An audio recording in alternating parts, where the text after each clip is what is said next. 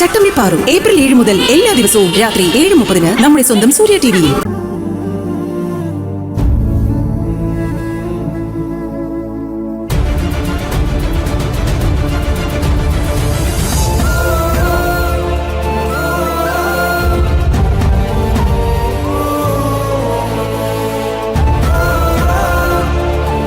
മോളെ,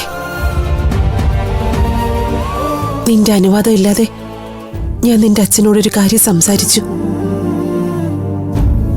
ഈ പ്രശ്നം എങ്ങനെയെങ്കിലും ഒന്ന് സെറ്റിലാവട്ടെ എന്ന് വിചാരിച്ചാ ഞാൻ. അമ്മ എന്താ സംസാരിച്ചത്? നീ അബോർട്ട് ചെയ്യാൻ തയ്യാറാണെന്ന്. അമ്മയോട് ആര് പറഞ്ഞു അങ്ങനെ പറയാൻ? മോളെ, ഞാൻ പറഞ്ഞോ? മോളെ, എന്റെ കുഞ്ഞിനെ കൊല്ലാന്ന് ഞാൻ പറഞ്ഞോന്ന്. പതിയെ അച്ഛൻ കേക്കും. കേക്കട്ടെ, ആര് വേണേലും കേക്കട്ടെ.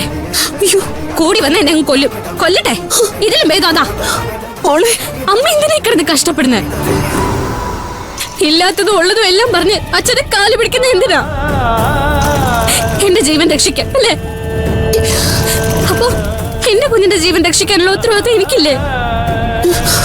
പറ, ഞാൻ ചോദിച്ചത് മറുപടി പറ. മോളെ, മറുപടി ഞാൻ പറഞ്ഞാ മതിയോ?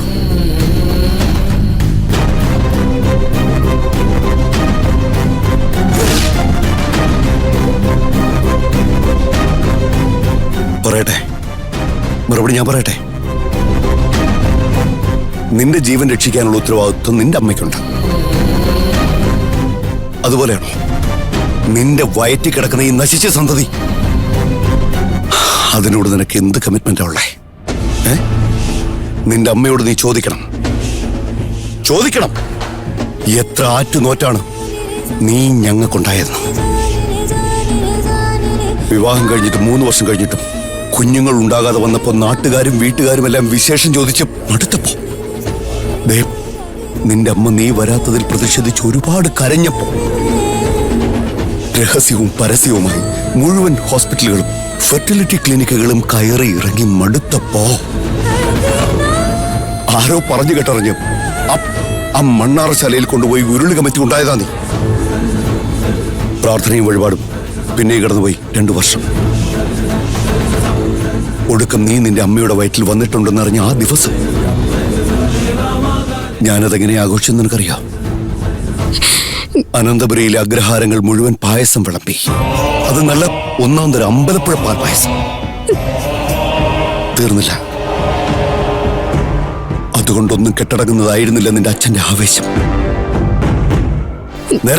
നേരെ ശിവകാശിക്ക് വെച്ചടിച്ചു.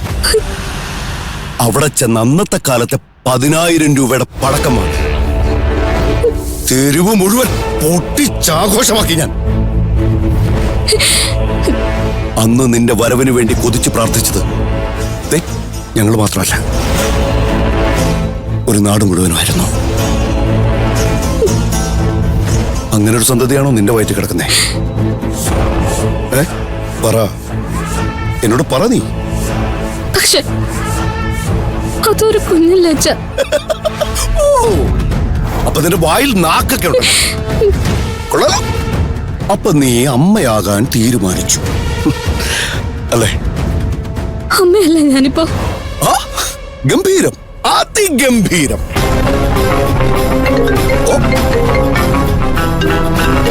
അയ്യോ, കളക്ടർക്ക് ഫോൺ വരുന്നു.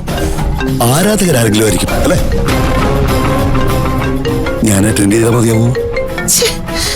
എന്താ ശ്രീനി ഇത്? ഉത്തരവാദിത്വം, ഭർത്താവിന്റെ ഉത്തരവാദിത്വം. മകളുടെ അമ്മയല്ലേ?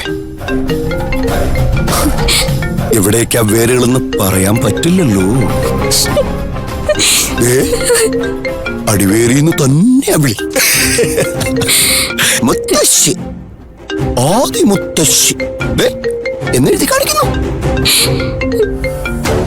ഞാനെന്താ അവരോട് പറയണ്ടേ? എത്രയും പെട്ടെന്ന് അവരുടെ ചെറുമകനും ആറാന്റെ കുഞ്ഞിനെ ചുമക്കുന്ന എന്റെ മകളും തമ്മിലുള്ള കല്യാണം നടത്തിത്തരാമെന്നോ? അതിന് നാടാകെ ക്ഷണിച്ച് വിഭവസമൃദ്ധമായ സദ്യയും അമ്പലപ്പുഴ പാൽപായസവും വിളമ്പാമെന്നോ? പറ, എന്താ ഞാൻ അവരോട് പറയണ്ടേ? നീ പറയുന്നത് പോലെ ഞാൻ പറയാം. ദൈവീത് അവരോട് വേണ്ടാത്തൊന്നും പറയല്ലേ. അപ്പൊ നിനക്ക് പേടിയുണ്ടല്ലേ? ആ തള്ള സത്യം അറിഞ്ഞ ഓടി രക്ഷപ്പെടുന്നു അല്ലേ? അവരെ ചതിക്കാനുള്ള നിന്റെ പരിപാടി പൊളിഞ്ഞു പോകുന്നു. നാണോ ഇല്ലേടി നിനക്ക്? ഏതോ ഒരു തെമ്മാടി കളങ്കപ്പെടുത്തിയ പെണ്ണിനെ ഒന്നും അറിയാത്തൊരു പൊട്ടൻ ചെറുക്കന്റെ തലയിൽ പിടിച്ചു വെച്ചു കൊടുക്കാൻ. വീണ്ടും വിളിക്കുന്നു നിന്റെ ആദിമുത്തശ്ശി. ഹലോ ഹലോ, മായമോളല്ലേ? Wrong number.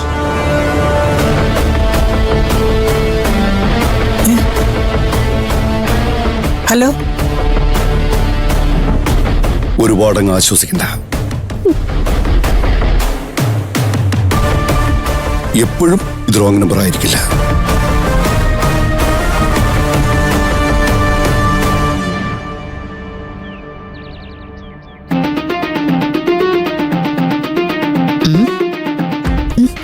നോക്ക്.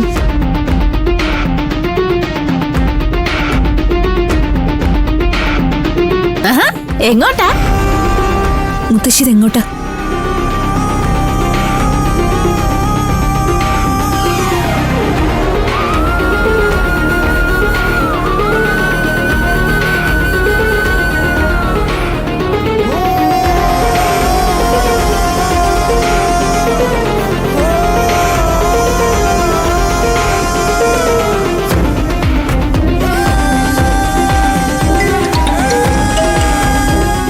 എന്താ ദത്തേട്ടാ, മുത്തശ്ശി എന്നോടും ഗോമതി ചേച്ചിയോടും പറയാതെ എങ്ങോട്ടും ഇറങ്ങിപ്പോയി.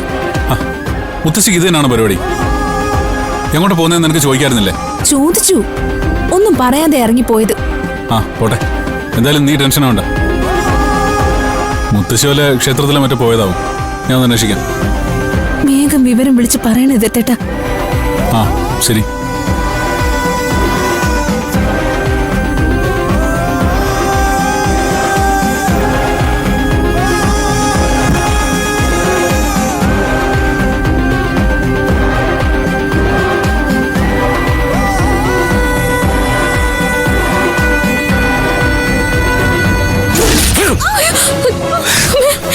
വോട്ട് ചെയ്ത പ്രശ്നങ്ങൾ തീരും. നിന്നോട് ആരോടി പറഞ്ഞേ? നിന്റെ നാവറിയിപ്പോയോ?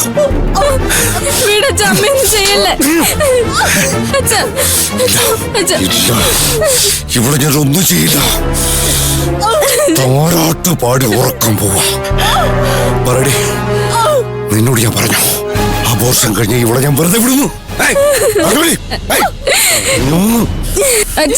പിന്നെന്തിനോടി അങ്ങനൊരു കാര്യം നീ ഇവളോട് സംസാരിച്ച?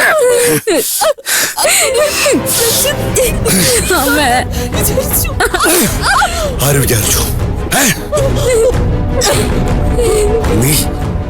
നീ മാത്രം വിചാരിച്ചോളെ?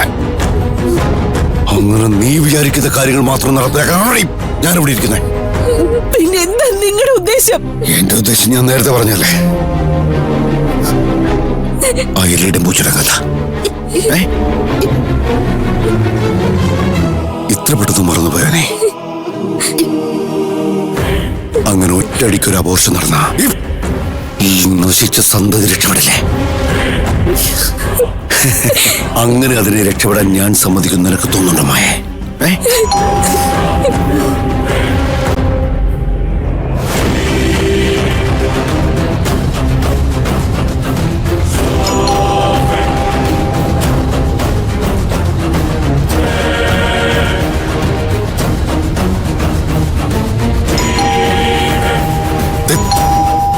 ശ്വാസം പോലും പുറത്തേക്കാൻ പാടില്ല.